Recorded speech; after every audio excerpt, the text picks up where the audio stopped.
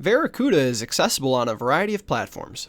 It can be accessed on PCs or Macs, in addition to Apple and Android tablets and phones.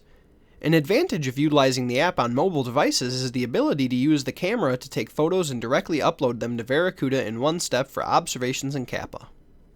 First, we'll go through downloading the app on Apple devices. You'll press the App Store icon, and once you're in the App Store, you'll tap the search icon in the bottom right-hand corner of your screen. Then tap the search bar towards the top of the screen and type in Vericuda and press Enter.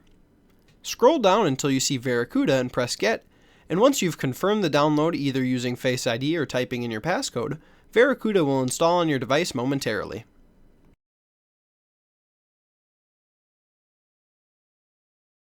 On the Google Play Store, simply select the search icon in the top right-hand corner, type in Vericuda and press Enter, which will take you to the Vericuda app page. Once you've pressed Install, the app should install momentarily. If you have any questions or would like more information, please contact swainer@vericuda.com.